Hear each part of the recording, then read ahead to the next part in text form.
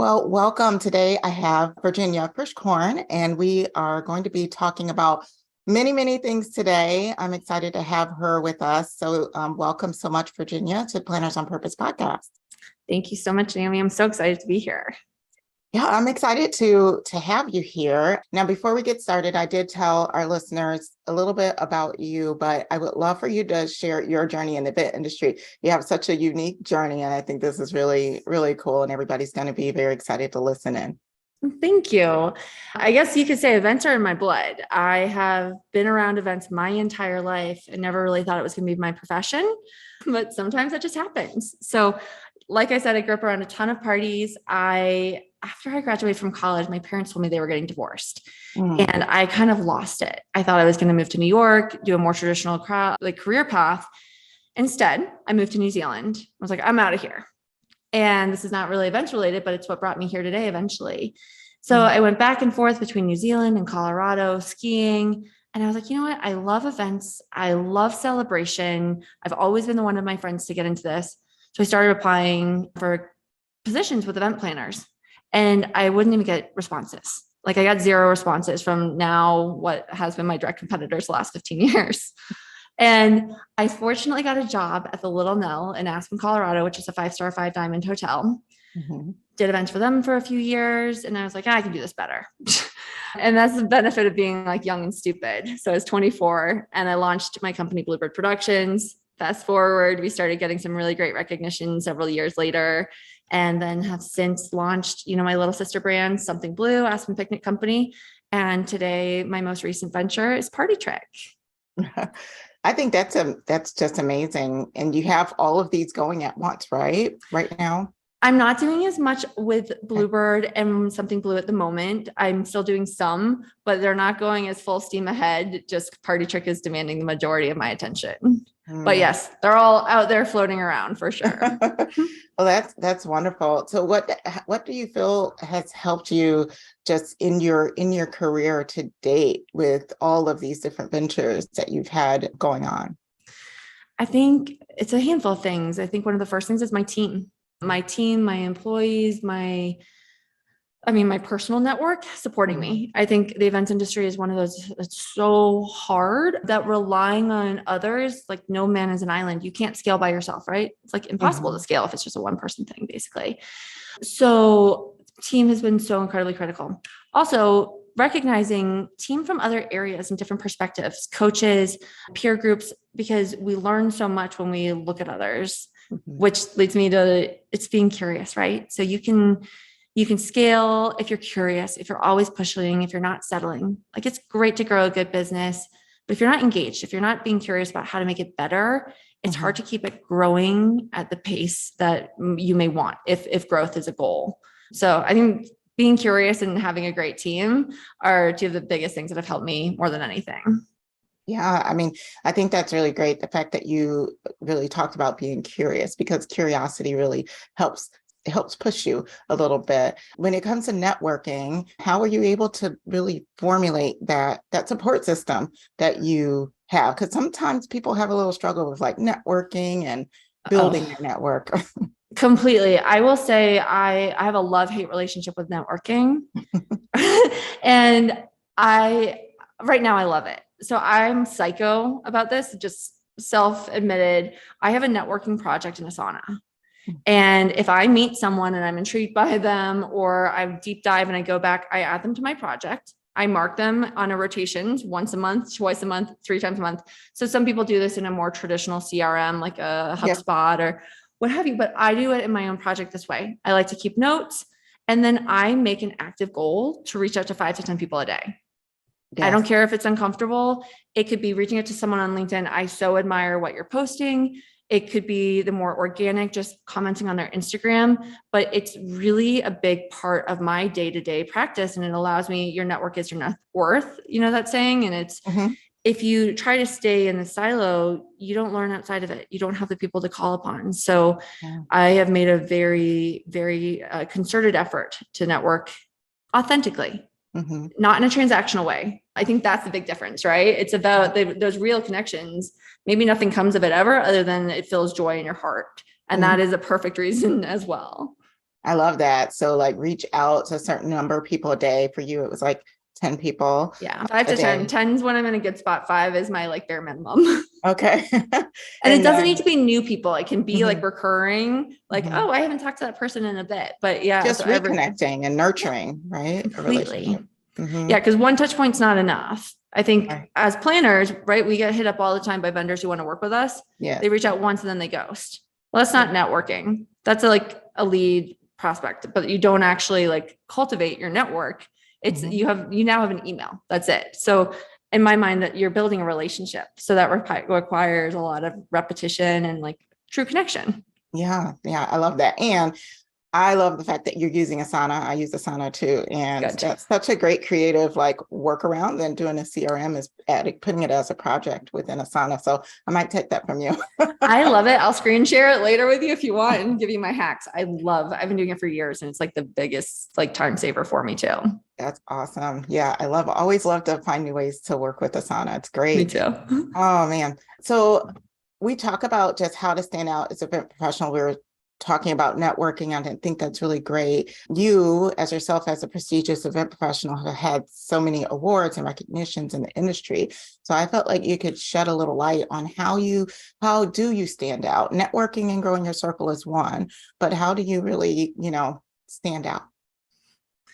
What's interesting here is I'm a middle child. My brother was a professional athlete. My sister was the drama queen of the family. And, she was a theatrical one. We all have one if we have siblings. Right. And I think as event professionals, we honestly, like for me, like I love wearing black and hiding in a corner and direct people around. So Yes. it takes so much to stand out. And it's one of the most uncomfortable things. My natural tendency is to go hide. Like my earliest memories were hiding behind my mom's skirts at parties, Oh. not performing like my sister was in front of everyone. So for me, as I've started to grow and like develop my career and push it even further, doing things like this, like I've started podcasting more and I love it now, but the first 5 were so uncomfortable. Mhm. And so it's making the ask and putting yourself out there. And so for me, I put myself in uncomfortable situations so I can continue to stand out. 1, it's testing myself personally, but 2, it's what you have to do. An award is only so good. It doesn't like, it eventually gets dusty. Yeah. So continuing to push it forward and do those things that are uncomfortable, building. I mean, this is funny. Most event professionals in my mind don't do much on LinkedIn. Great opportunity. They're scared of LinkedIn. I know. Totally. And as I've switched into this tech space, I have to be on LinkedIn every day and I am like scared of it. Mhm. And that's okay because that works. And it's about self-promotion, which I think planners are not always great at doing because we No. want to help our clients, not Yeah, help we want to ourselves. promote others and yeah. Totally. So for me, again, it's been like pushing myself and that's what I do. I find what is the uncomfortable thing. It's not working it now I'm comfortable, right? So now it's how do I self-promote? And that's really hard to do initially if that doesn't come naturally, but I encourage everyone to just get out there, do it and find those untapped YouTube shorts, LinkedIn. People on events aren't there yet, but they will be. Yeah. So get ahead. Yeah. Yeah, very true. Now you've talked a little bit about some of your shifts, right? Because in your past, you've been an event planner, you probably always were. So you have gone through that identity switching that many people that are in the process of just reinventing themselves go through. What advice can you give to others that are going through a similar type of shift in their lives? First off, kudos to you for doing it. It's terrifying and it's scary to go through shifts and transitions. Mhm. I'd say I spend I'm not saying I live in fear in this way, but like you live in uncomfort, right? Mhm. Transition's uncomfortable. But what I would say is do it, embrace it, lean into the uncomfort, expect a wild ride of emotions. It is very normal. So as I've made this shift from kind of events and hospitality, and really now, I'm leading a tech startup. It's a software company. I am learning so much every day, and it's really frustrating because it's exciting, but it's frustrating. Where it's frustrating is I used to know how to do everything so well. I could time it. I knew how long it would take me to do a design. I knew how long a timeline might take. And now it's a whole new way of learning. Mm. And so be patient with yourself. Expect the wild ride of emotions. Patience. Like it's patience. I mean, I want stuff. The event industry is so, despite being a scattered industry, we're so efficient. Yep. And people who do events, they get their stuff done on time. That bride walks down the aisle at 5:00. Like Yep. the wedding is done. The people walk into the nonprofit gala on time. You look at like construction, it's a disaster. We were supposed to launch our app like today. Well, it's not done yet. And I think when you're transitioning, it's coming to whether you're coming into events, get ready because people are prompt to, or they may be last minute, but they're still prompt. Or you're transitioning away, but still kind of incorporating events. People just understanding that people work really differently in different industries. I mean, I've just been in events for so long. I assume everyone else works the way that we do, which I think is pretty awesome. Yeah. Yeah. And there's just so much, I guess, to unpack there. You talk a lot about just the frustrations, right? There's these frustrations, but stick with it, have patience with yourself. Let's talk a little bit about just some of that stress, because on Planners on Purpose podcast, we talk a lot about just overwhelm and burnout and how planners get through it, because although we probably will be, trying to stay above water, nobody really sees what we go through. So I would love to hear from you, just if you've ever experienced like that overwhelm, stress, or even possibly burnout in your career, and if you're able to just share your experience in getting past it. Yeah, more times than I'd like to admit. Overwhelmed so frequently. I'm a single mom. I have 2 little kids and I basically support our family, right? So there's a lot of pressure and there's a lot of life. So it makes when we are in that state of planning and you have so much pressure, one, you have this tight timeline, you have clients who are highly emotional and you're managing your own life on top of it. I think it's really easy to get to that, like really, I mean, it's chaotic. Yeah. So it's very easy to get overwhelmed. And for me, I have like 2 times of the year, especially when I was only planning some of these extra large events. So our season was very heavy in the summer, basically from Memorial Day until Columbus Day. And every year in April, I'd have a massive meltdown. And every year in September, I'd have a massive meltdown. And I'd have like a day where I was just like, I don't want to do this anymore. What am I doing? I'd like, go into a dark hole and cry. Yeah, we've all had that. I think we've all had that one. And it's going back to, am I sleeping? Odds are no, I don't sleep a ton. I find that when I get to that point of overwhelm, I have to stop everything I'm doing and sleep for like 2 days straight. And I'm good to go. Yep. Reminding myself, am I eating? I tend to forget to eat when I'm in that state of overwhelm, which only enhances those feelings and those heightened emotions, right? Yeah. My kids know the word hangry very, very intimately. Mom, are you hangry? Mom, how many coffees have you had today? And Mom, you must be hangry. So they know not to talk to me until I have 2 coffees. So yeah, it's those basics and breathing. For me, when I have had these experiences of just like mass overwhelm, I realize I don't breathe in my core or down. I breathe in my chest, which only actually, like, just from a physiological perspective, it's not how you're supposed to breathe, right? And it actually creates even more chaos and frenetic energy. So I stop, and I do this with my children as well. I say, pretend you're breathing roots out of your feet. Like, that's a good way to do it, for sure. Right. And it's visual, and I'm a visual person. So it's really helpful for me to like close my eyes, breathe for 2 minutes. I sometimes actually set alarms to breathe in those periods of high stress and overwhelm. So I would say, at least twice a year, hits points where they're big overwhelm. And true burnout, really led a lot to my pivot and change, because I wasn't showing up in my personal life. The volume of events that we were doing was so high that I wasn't showing up in my personal life the way I wanted to. Yeah.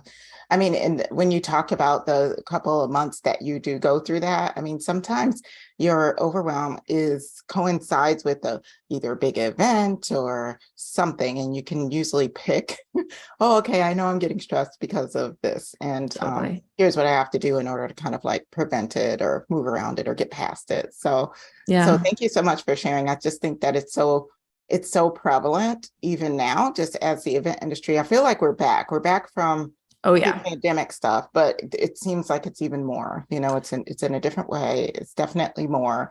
And we just need to learn how to do things a little bit differently so we can completely elevate in our industry. And it's hard with planners, because I think a lot of planners, like, we want things to be so perfect typically. And we can't, I find a lot of other vendors are now working so far behind that it sets us up for more compression points of stress. Exactly. And that we can't change. We can't change how they can do it. So what we can change is we can do what we can do and not lower standards per se, because it's all about, I'm right there with you with, I want to elevate the industry, but like you can still push out a timeline if you don't have what the First Dance song is. You can push out the timeline just saying First Dance song TBD. Yeah. But I know a lot of people who are like, well, I can't send it out. It's not right. And you're like, well, it doesn't really matter. No one cares besides whoever's playing it.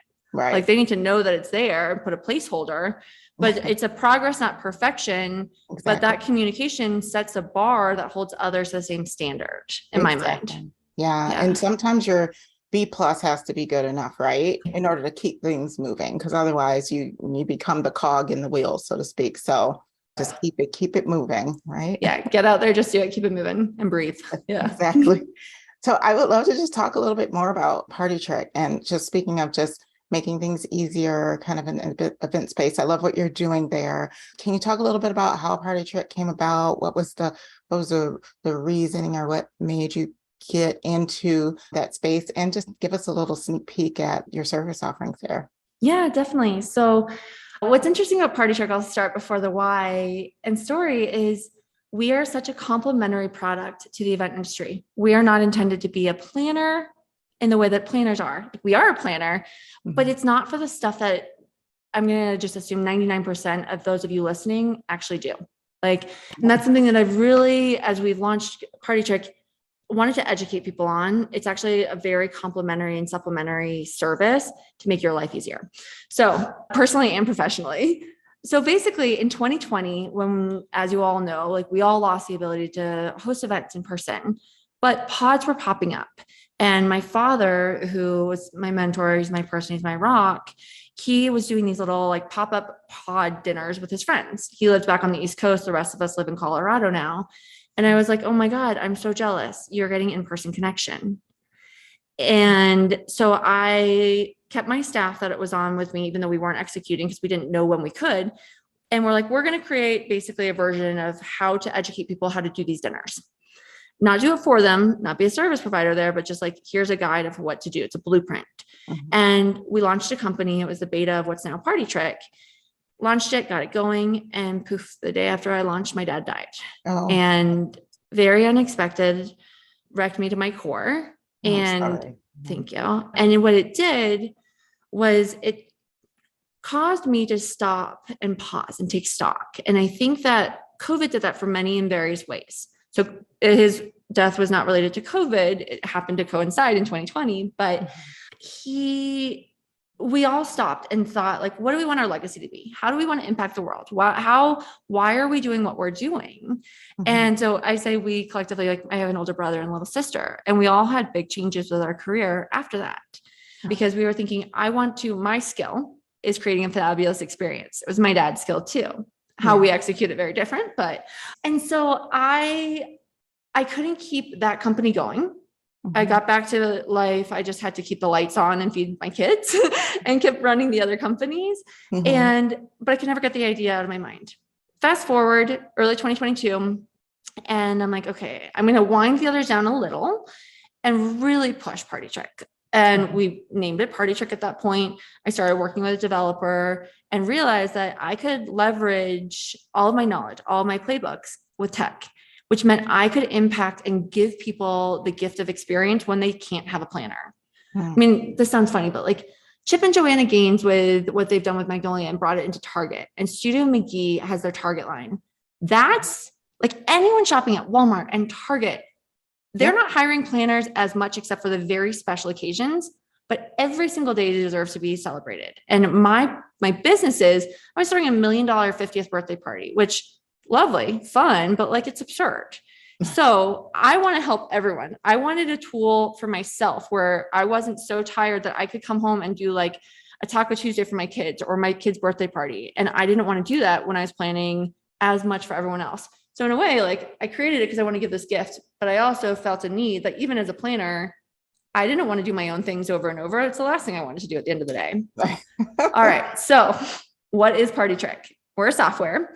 We are a tool that enables anyone, like whether you know what you're doing or not, to design an event, to plan And it's a design, plan, and host. So as you all know, there are like 3 sections of an event in my mind, right? There's the planning, what it looks like. It's a whole area, like they're event designers just for that. Event planning, the details, the decor, or the details, the food, the beverage, the playlist, the invitations, the hacks, and then the execution. And as planners, we know how to do this, but a lot of people don't. And then they're stressed and they're like not great hosts or hostesses. So those 3 core competencies are all delivered and served up with a pretty little bow on Partytrick. So if you're good at one, we take care of the other 2. And it's kind of this piecemeal service in a way where subscription-based, $89 a year, that you can shop tablescapes. You don't have to go to Pinterest anymore. It curates the menus, curates the playlist, curates how to invite people. And then we literally send you push notifications, what to do, when to do it. So back to Asana, like I kind of modeled it after like a workflow in Asana, like 2 weeks out, invite your friends, 10 hours out, unload the dishwasher and laundry machine, like the things that like clean up in your house. Right. So it tells you what to do, when to do, which I think as a busy mom, a busy anyone, having that little helper it's really helpful. Yeah. I mean, I think it's just amazing, really. It's for someone like me who's, has a lot going on, many different balls in the air. Sometimes when it comes to just the social gatherings that you're going to have at your house, you're just like, oh my gosh, this is yet another event. And it's nice to have a resource like Partytrick to be able to just, have a nice little template really to plan your events. Yeah, I think it's great. How many of you, and I'm sure you've probably been in this, where you've had, done an event, been around, and then you have to do something for your family, like a barbecue on Sunday. And you're like, this is the last thing in the world I want to do right now. Or do it for, end of year soccer practice and throw a get together, get all the kids. For me, it's one of the last things when you've been planning for everyone else. So having it as a tool is amazing. And like for just personal use, even if you know what you're doing, I find it's like, then you don't have to think about it. It's just done for you. Yeah, I think it's really awesome. And do you update your concept often? Oh, yeah. Yep. So we have roughly 100 parties right now on platform. And our goal is to do about 4 to 5 a week. We're in a pause for the summer because we've got some big partnerships that we're working through, but ideally we'll do 4 a week. And then the nice thing is you can use it how it works best for you. So if you want us to write something, so we will actually be your party planner. It's like, if you want us to write a Pokemon party for a kid's birthday and it needs to be pink and purple versus like Pokemon colors, great. Send it. We'll write you a party, and that's included in our membership. So that's really great. And if you know what you're doing, like you love tablescaping and you've got the decor and you're a great chef, whatever, I don't cook. That's the other. So we always try to make things easy. So it's like how to serve something that you got at the hot bar at Whole Foods or Trader Joe's. So it can just use the timeline. You don't even have to use the decor. You don't have to use the details. So it makes it really simple with that. Yeah, I think that's just wonderful. How would someone be able to take advantage of you go right on your website, right? Yeah. So basically you go to partytrick.com, you sign up, a host membership, and we'll leave a little code in the notes. So you guys all get, a couple months on us using a fun code. So I'd love for people to try it, of course. And you log into the platform, you browse parties, you set up a party in your dashboard, and you'll start getting that drip campaign. Again, if you want, you can message us and we'll create something. If you just want the notifications, you can just use that feature of it.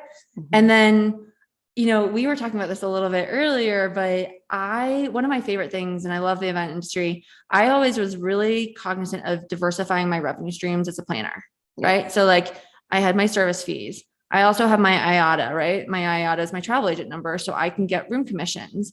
I actually had some weddings and some corporate events. I made more on room commissions than I did on my services fee. That was really good. Right. I really got intentional to try to have like 4 or 5 different revenue streams. So words wise, if you haven't done that yet, and do it, like diversify as much as possible, because you never know what's going to happen. And you're also leaving money on the table if you don't. But one of the things that's a learning especially from the last few years, right? Definitely. Oh my God. Yeah. To do that. Sorry, go ahead. Oh, you're fine. I was going to say when I didn't get commission the year for hotel commissions with IATA, the year of 2020, when we had no events, and that was a big hit to my business because but being able, because I'm not based only on one thing, I already had streams coming in various ways. But I feel like especially a lot of my friends here in Colorado in the event industry, most people don't do that. So I like to hammer home, do it. I hate leaving money on the table. But with Partytrick, I want to get back to the event industry. So use the code, use it for yourself, make your life easier. But we also have a really robust event affiliate program. And if you think about the people who are coming to you for events, they go to your website, they go to your Instagram, they want to absorb event information. You can use Partytrick for your audience and make money off of it by being set up as an affiliate. So reach out to us. We have a contact form. We'll set anyone up as an affiliate, and you basically get commission for the people you bring to us for the lifetime that they stay with us. So you're creating a new passive revenue stream. It's like a really fun way for me to give back. And you can see that like it's complementary. It's not a competitive. It's like, you don't really want to plan their Taco Tuesday night or their barbecue, right? Like plan their larger events. Don't plan those other ones that you get roped into all the time, but you really shouldn't be planning. Yeah. There's always like a friend or, your family that wants you to help out. And it's not that you don't want to help them. Sometimes you just don't have time to. So it's a really big time saver to, give them this resource. So I think it's great. We had, and this last use case about this, just to kind of demonstrate, it's so easy. I have a friend, she threw a big event. She got home the next day, was exhausted. And she had to throw a barbecue for her family. I highly doubt she used a ton of stuff on our site because she's a very skilled hostess herself. But what she did do is she did use the timeline because she's like, my brain shot. I was up till 3:00. So having those nudge, super good. She then posted it on her Instagram, tagged us, and she had 5 people convert, and that she's making money off of now, which is great. And it wasn't I did a soup to nuts, very fancy thing. It was, hey, I'm having friends over for a barbecue. My whole audience wants to see event content. Boom. She can monetize her content that she's putting out there that, we all have to market our businesses. Might as well look at diversification of revenue streams there. Yeah, so absolutely. Well, thank you so much for sharing that. And I just also love just how Partytrick came to be and how it was inspired by your father and how he meant so much on his journey. And I love the fact that he was doing these little pods. Do you have a story of just how you talk a lot about him empowering people, like how he actually did that? I would love to just hear about his connection, how he made those connections with people. My dad was one of the most present, charming people. And I think some people have that. I think presence is a present, right? I think we say that in events a lot, where it's like, no, you don't need to bring a gift, just show up, like being present. And so dad would always be super present, no matter what. If it was a business meeting, if it was people over for a barbecue, and he loved getting people together. And so for me, watching him get people together, be present, and then he was controversial. Weird sense of humor. He would challenge you. I mean, we got into it so much. It was not oh, good luck, sweetheart. He pushed me really hard. And so, yes, he would be charming and smiley and whatever, but he would push and negotiate, and people naturally gravitated to him for advice. So he probably had 100+ people that he mentored that I didn't even know about. Wow. Yeah. And that was this gift of whether people wanted it or not, he offered a lot of unsolicited advice. So there's the not one. And I think that's where also in the event industry, we look at our industry because we're like-minded, but sometimes looking outside of it. So having his perspective, because he was not an event person, he didn't get it. He challenged me and he'd make me realize that I could have been more clear.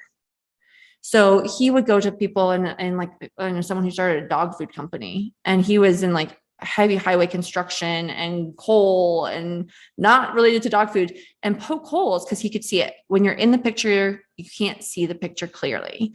So I think that this is being able to kind of be present, be charming, but challenge allows you to really empower people to see things in a different way, to push them, but it's from an authentic place because you're so genuinely invested and you care.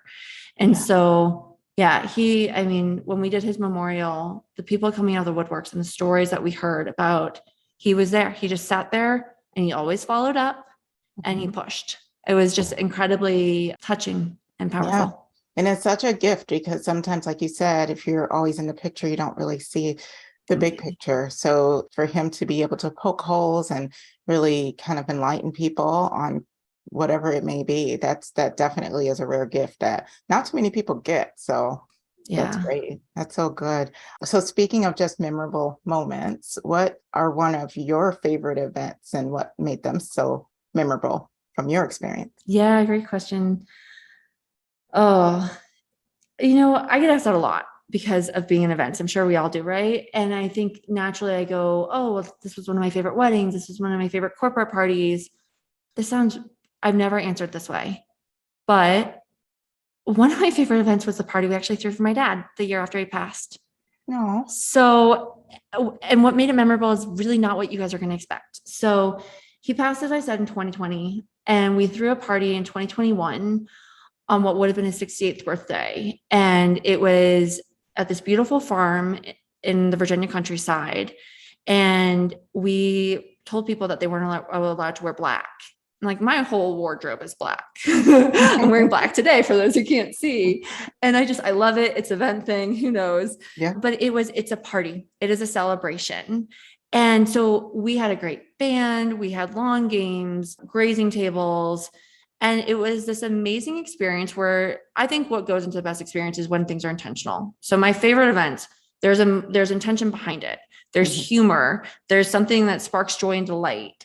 And you've contemplated everything down to like stir sticks. Do they make a difference? No. If you have one little touch, it's just like, oh, they actually thought about this. They cared, they planned. And so we did that with dads down to, I had these name tags designed because there were like 300 plus people and I didn't know the majority of them, but my brother, my sister and I hosted it because my parents have been divorced for a while. It made sense for us to host. And I had these name tags created and it's a photo of my dad when he was about 4 years old. And he has his, hands in his ears and he's sticking and he just looks like an idiot. It's so funny. And you come into this very serious party, celebration, funeral, and you expect everyone to be like sobbing, wearing black. And our goal was let's dad would have loved a big party in his honor. And that's what we did. And we gave these moments of joy, delight. We didn't abide by the normal conventions. And, we're not a very religious family. So for this, that wasn't important. It was more spiritual than anything else. And so I loved that. That was probably one of my all-time favorite. I can't believe I go with the more traditional normally, but that's where I am today. Yeah. That's really great. And I mean, they walk into the event just having something that they didn't even expect, and it just sparks conversation and it's memorable right from the name tag. So, oh my God. So the name tags, actually, we did my name is X. And then underneath it, we said Carl called me. And then it filled in the blank. My dad had nicknames for everyone. So my dad called me Ticket and my sister was the HFT, which is the Holy Terror. I'm going to let you fill in the blank. Oh my goodness. So why were you called Ticket? Why did he call you Ticket? I love to travel. And at a very young age, my dad gave us these nicknames when we were in high school, maybe earlier. He's like, well, Virginia, you're only happy if you have a ticket to go somewhere.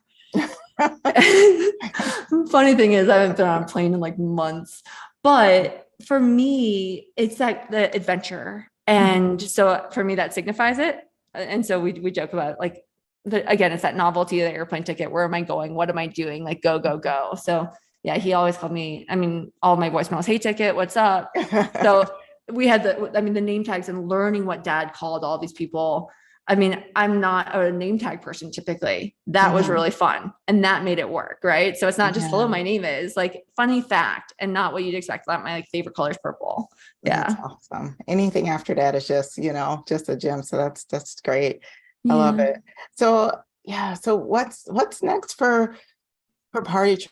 Just kind of been wrapping some things up. Tell us what vision you have for your company kind of in the next 5-10 years. I would love to hear what's on the horizon. Well, with Partytrick, we are really trying to have mass impact. We want to have millions and millions.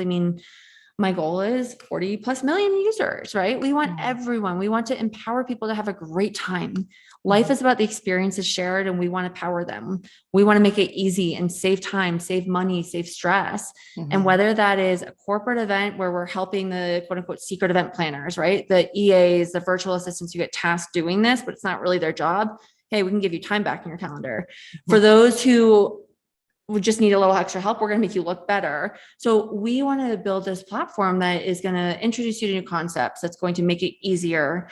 And, we've got our app coming out, which is very exciting. Oh, that make it even more easier. That's great. And so the app is actually launching. we're constantly, my product roadmap of what I want to build, oh my God, it's like a mile long.